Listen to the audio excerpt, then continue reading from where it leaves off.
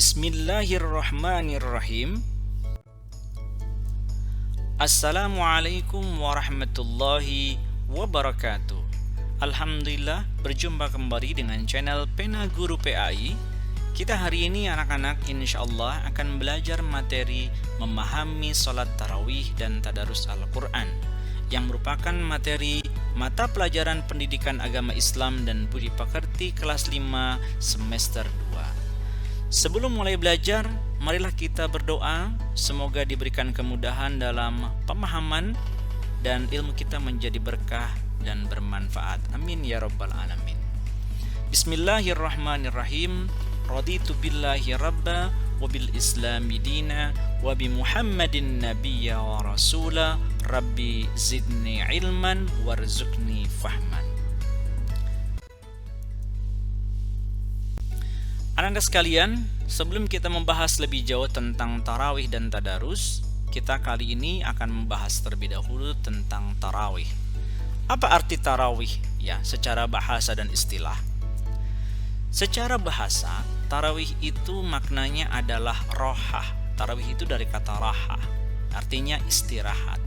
Ya, pemahamannya adalah salat tarawih itu memang sebaiknya atau asal usulnya itu dilaksanakan dengan cara yang santai, ya, dengan penuh istirahat, ya, karena memang ini termasuk sholat lail yang waktunya sangat panjang, ya.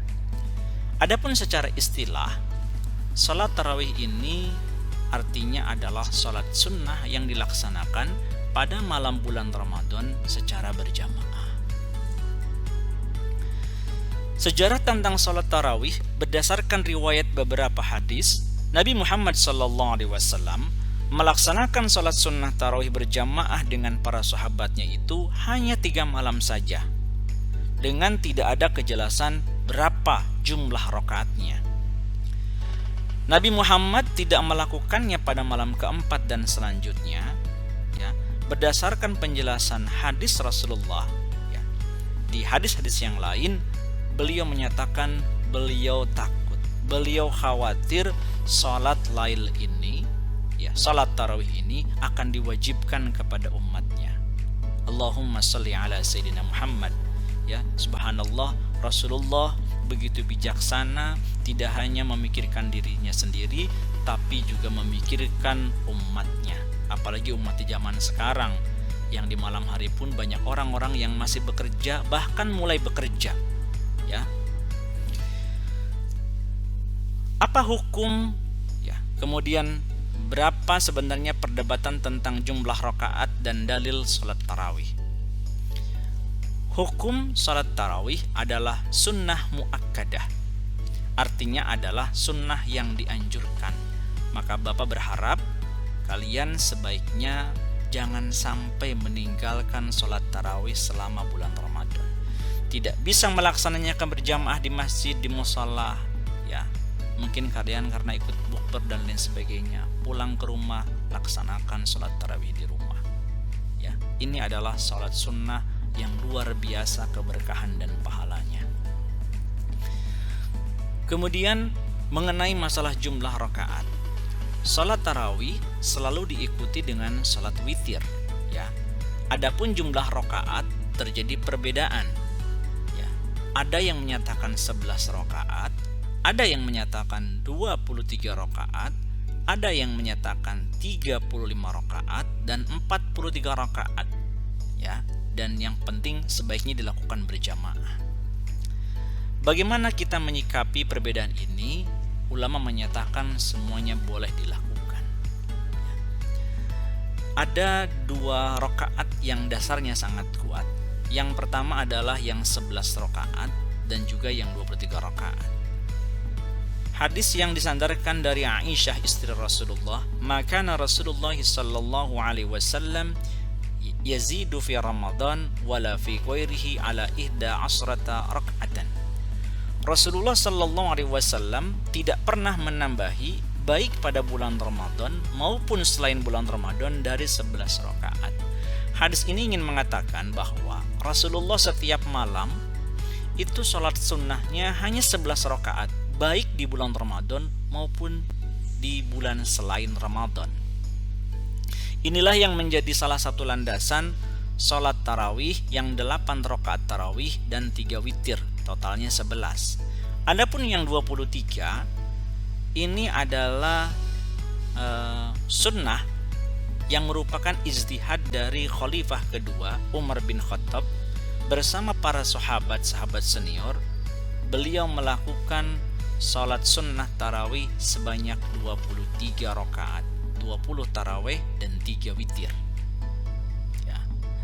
Menurut beberapa riwayat, kenapa Umar bin Khattab menambah jumlahnya menjadi 23? Karena dari ayat-ayat yang dibaca panjang dengan dipotong-potong rakaatnya tidak terlalu memberatkan kepada umat. Ya, karena ada beberapa riwayat yang menyatakan banyak sekali umat yang berjatuhan ketika mengikuti sholat tarawih yang terlalu panjang bacaannya, sehingga dibuat menjadi 23, 20 tarawih dan 3 witir.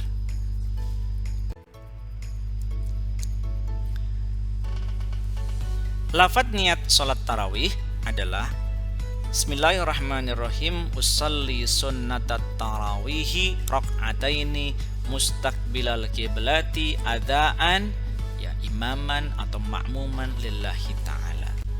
Sedangkan niat salat witir, usalli sunnatal witri salasa raka'atim mustaqbilal kiblati adaan lillahi ta'ala.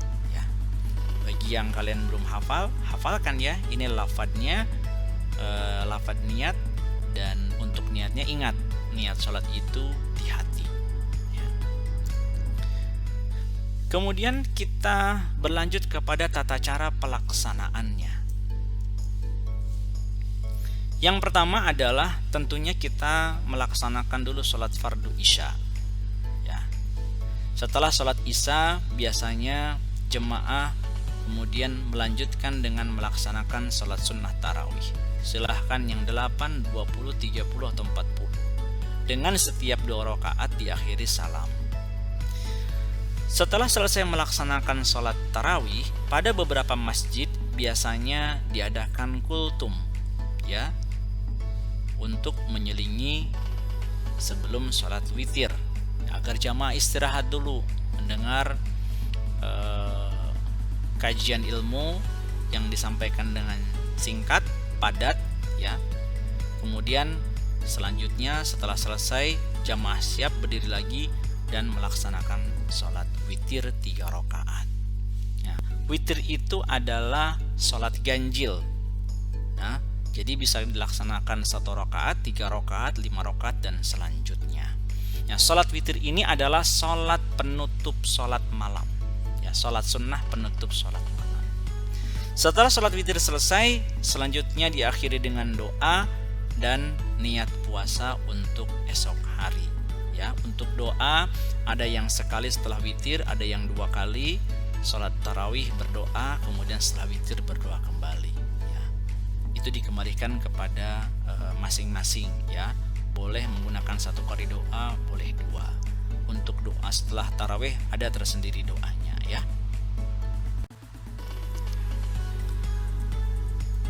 Kita akan masuk kepada pembahasan yang kedua, yaitu tentang tadarus Al-Quran. Apa arti tadarus secara bahasa? Artinya mempelajari. Banyak sih sebenarnya menganalisa, meneliti, tapi bahwa ambil satu, mempelajari. Adapun secara istilah artinya adalah belajar membaca Al-Quran dengan benar sesuai makhraj dan hukum tajwidnya.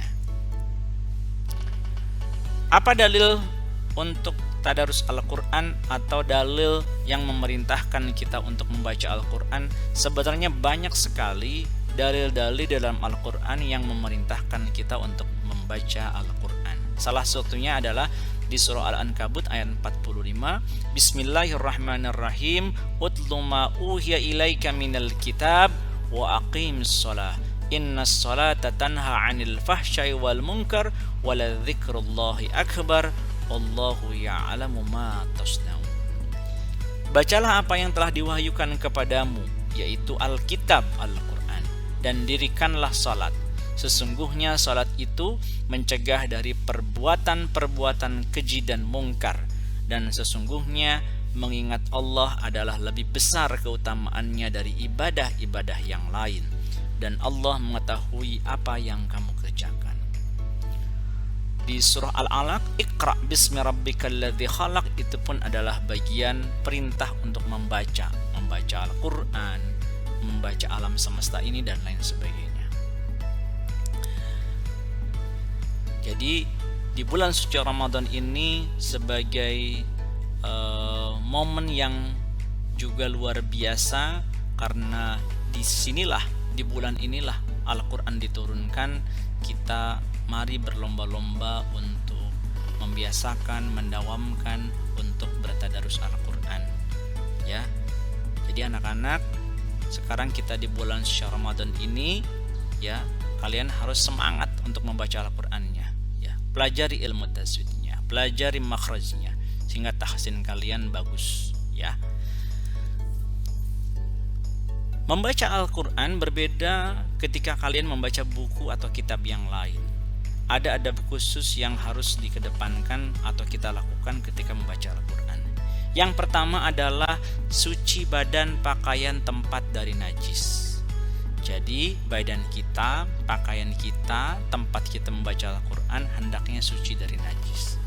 Kemudian hendaklah berwudu, suci dari hadas. Al-Quran itu adalah firman Allah, perkataan Allah. Jadi sebaiknya ketika kita mau membacanya, sebaiknya kita berwudu dulu, ya. Tapi kalau misalnya kita tidak sempat pengen baca Al-Quran di handphone, boleh nggak tidak berwudu dulu? Boleh. Tapi sebaiknya kita berwudu, ya, sebaiknya. Kemudian yang ketiga, meletakkan Quran di tempat yang tinggi, ya. Jadi kalau kalian membaca Al-Quran, bersila di sejadah, Al-Qurannya jangan diletakkan di bawah, tapi simpan di atas paha kalian, dipegang. Kalau ada rekal, letakkan di rekal atau tempat yang lebih tinggi, sebagai penghormatan kita kepada kitab suci.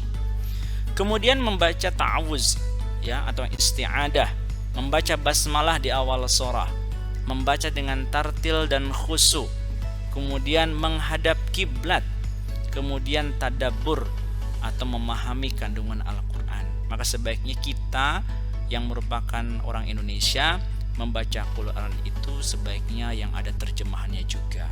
Setelah kita membaca Al-Quran, kita baca terjemahannya, sehingga kita paham apa yang kita baca.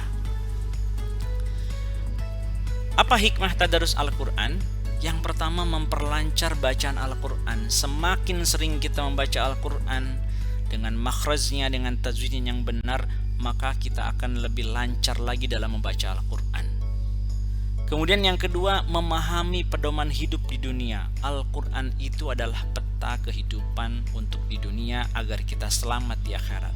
Semakin kita sering bertadarus Al-Quran, kita akan semakin paham bagaimana hidup yang benar, bagaimana hidup yang diinginkan Allah Subhanahu wa Ta'ala kita di dunia ini. Kemudian yang ketiga, hati menjadi tenang dan tentram.